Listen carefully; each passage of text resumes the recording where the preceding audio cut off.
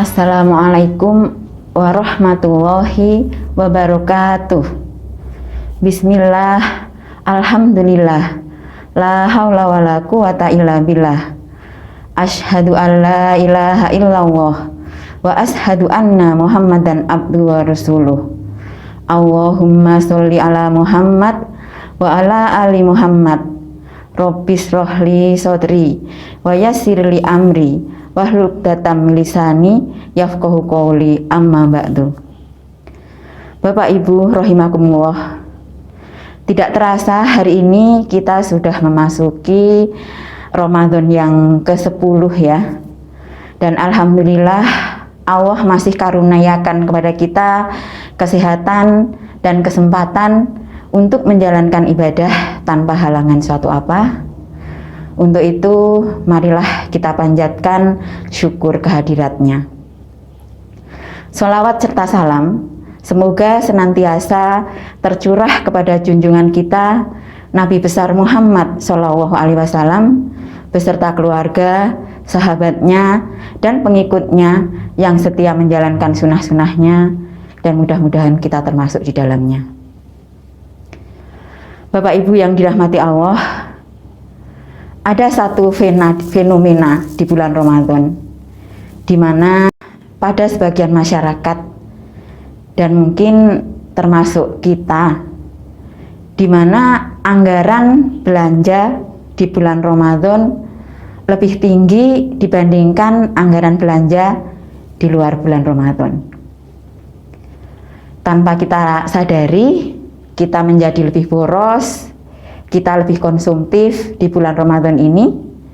Dan menurut saya ini sesuatu yang ironis, karena tidak sesuai dengan tujuan puasa itu sendiri.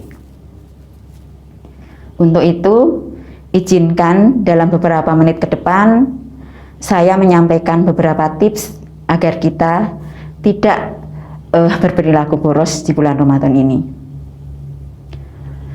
Bapak Ibu sekalian, hal pertama yang perlu kita lakukan agar kita terhindar dari perilaku boros adalah ingatkan diri kita pada tujuan puasa.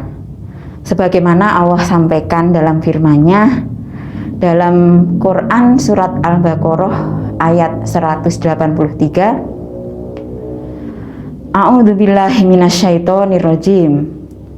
Ya ayyuhalladzina amanu kutiba alaikumusiyam kama kutiba alal ladzina min qablikum la'allakum tattaqun. Yang kurang lebih artinya, wahai orang-orang yang beriman, diwajibkan atas kamu berpuasa sebagaimana diwajibkan atas orang-orang sebelum kamu agar kamu bertakwa. Jadi jelas di sini Allah memerintahkan kita berpuasa agar kita bisa meraih derajat takwa, derajat tertinggi di sisi Allah. Inna akramakum indallahi atqakum, yang balasannya adalah jannahnya. Maka tidaklah pantas kalau kita mengisi hari-hari Ramadan ini dengan perilaku-perilaku yang justru menjauhkan kita dari sifat takwa. Seperti misalnya berperilaku boros.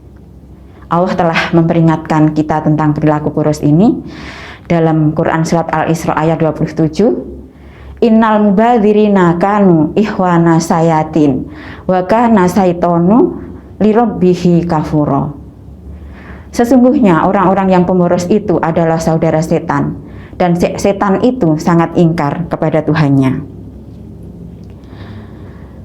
Tips yang kedua agar kita tidak melakukan pemborosan di bulan Ramadan, marilah kita lakukan identifikasi potensi-potensi pemborosan dan kemudian kita hindari.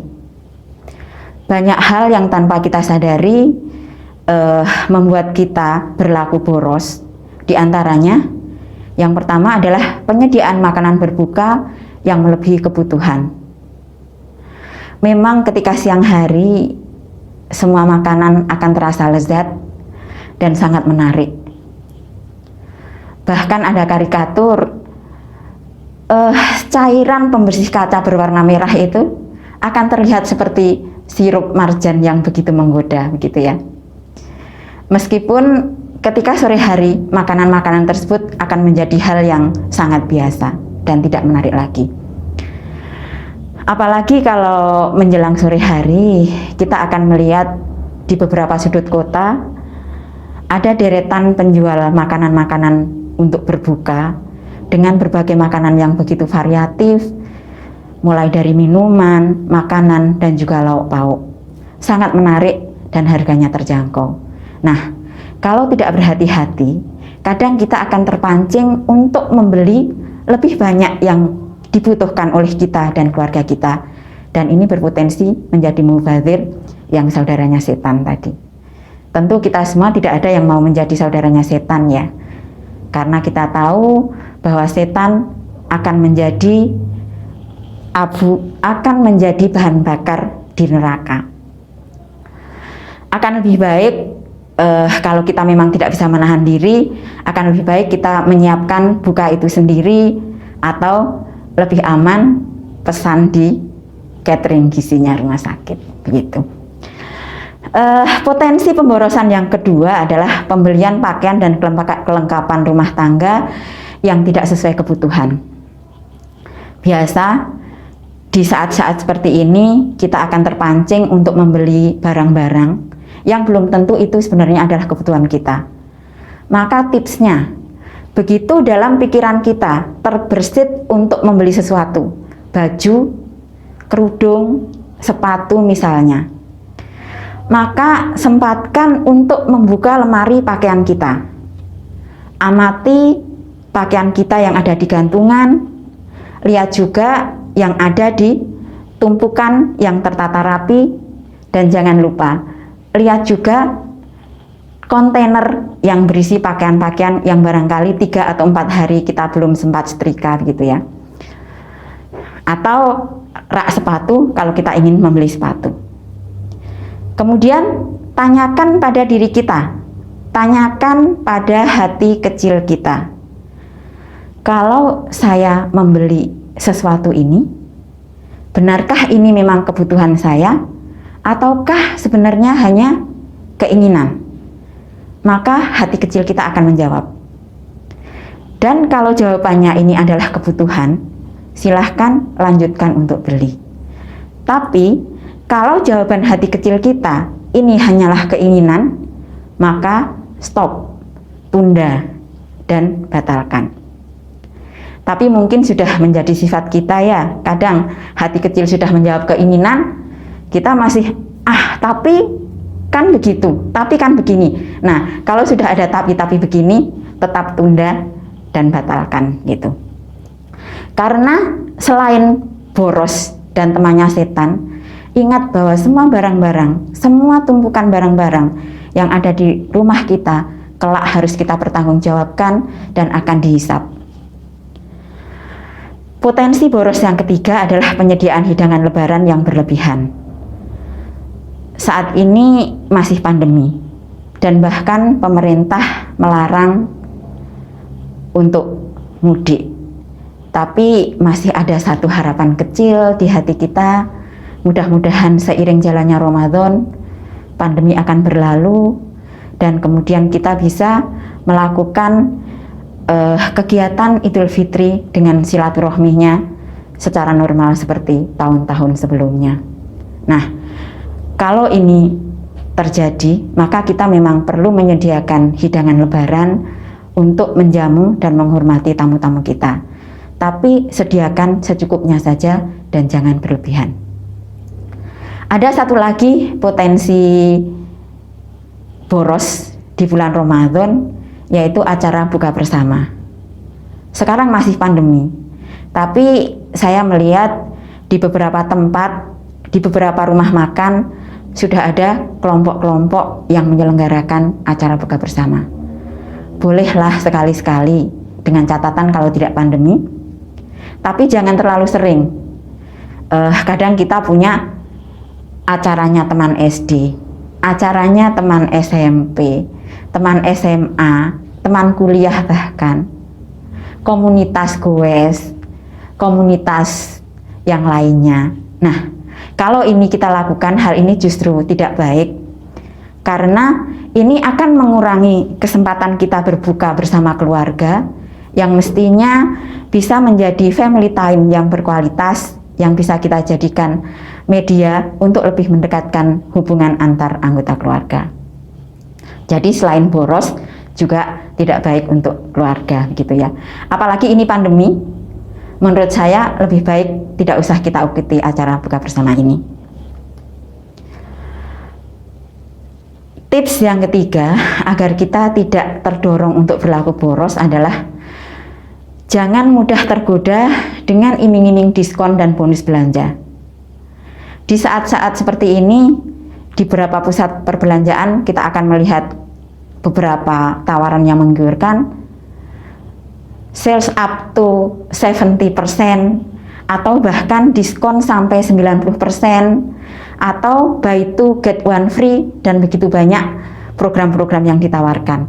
Nah, ini yang kita harus hati-hati. Semisal dari langkah yang kedua tadi, setelah kita lakukan screening, kita memang membutuhkan sepatu. Kemudian kita datang ke pusat perbelanjaan. Di sana akan terlihat begitu banyak sepatu dengan ragam model dan warna-warni yang begitu menarik. Di sudut kiri ada tulisan diskon 50%, di sebelah kanan diskon 60%, di tengah ada tulisan beli 2 dapat bonus 1. Nah, ini yang paling membahayakan.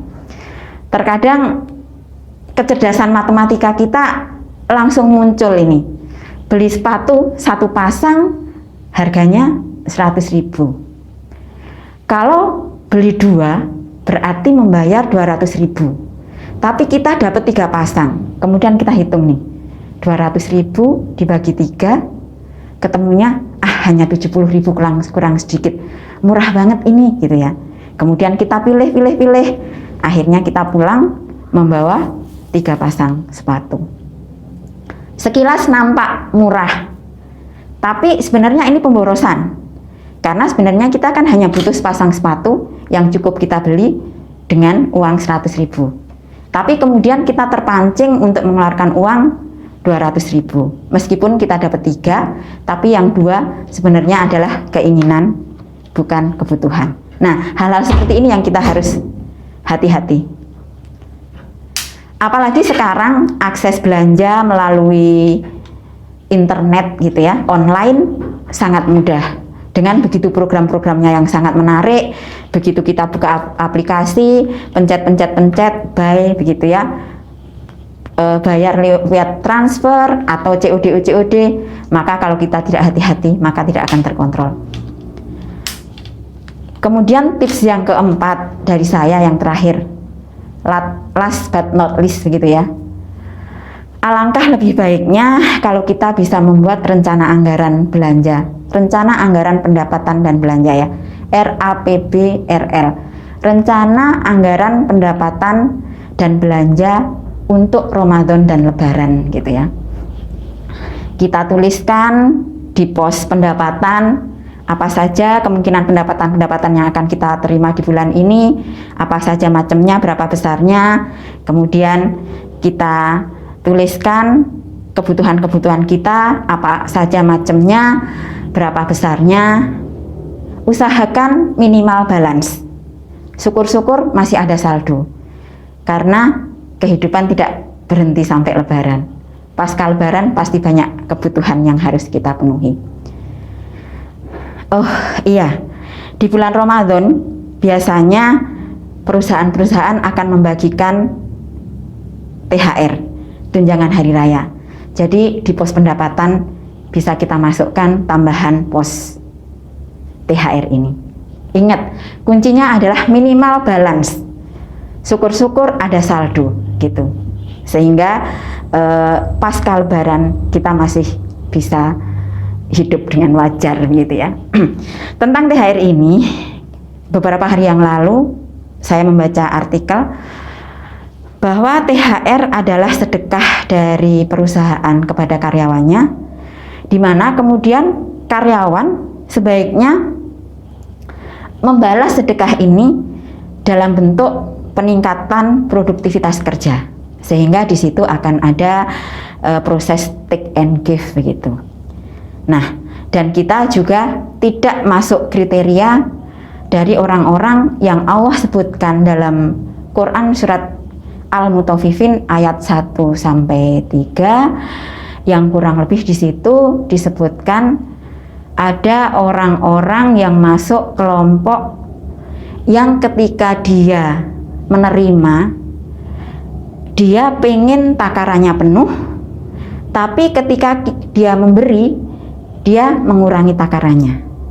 Ini sebagai gambaran bagi orang-orang yang lebih mengedepankan haknya dibandingkan pemenuhan kebutuhannya. Mudah-mudahan kita tidak termasuk di dalamnya.